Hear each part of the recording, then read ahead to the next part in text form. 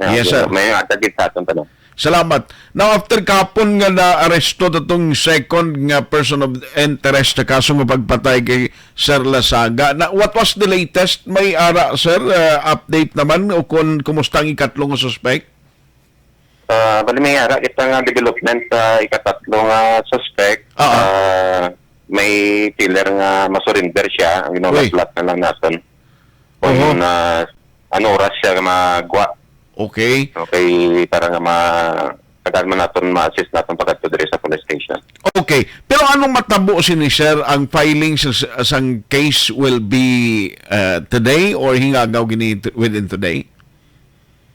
Kung makahingagaw tani siya karon, kung madala na siya, ma-file natin karon tingob sa hapon. Aha. Pero kung daw, yes sir. Yes, sir.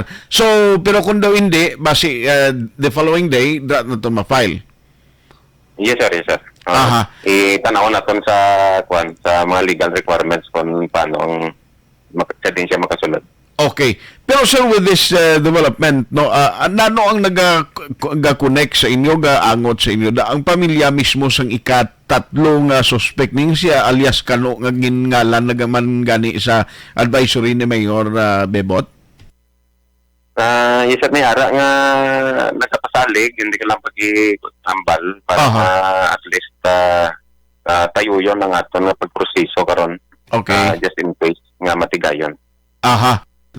Ang importante diri sabton lang nila to galing sa korte kung ano mga rason nila ni kay nabatian ko kahapon ang mga different view kuan nila statement ng ginbuyan ng isa to gambal nga way kuya naka patupa, way kuya nakabuno daw mula ti siling ko ila man na kinamatarong kung anong hambal nila di ba sir? Yes sir, magwa man lang na sa investigasyon sa proseso na sang korte kung sino nagasugit sang matuod. Aha. So ang aton malang diri nga hopefully ining kaso nga natabo dira kay Sir Tony Lazaga that considering isolated case hindi na matabo liwat sa binalbagan. Yes sir, hopefully wala na sang matabo liwat.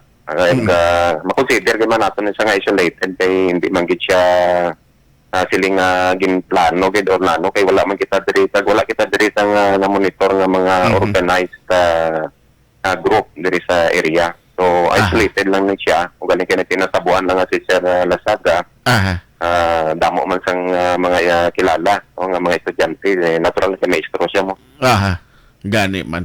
Anyway, sir, salamat gid sa update hopefully ang team namon basi maka-proceed man dira sa imo in a short while. Salamat gid Major sa tiempo kag congratulations sa inyo sa madasig nga pag-akto.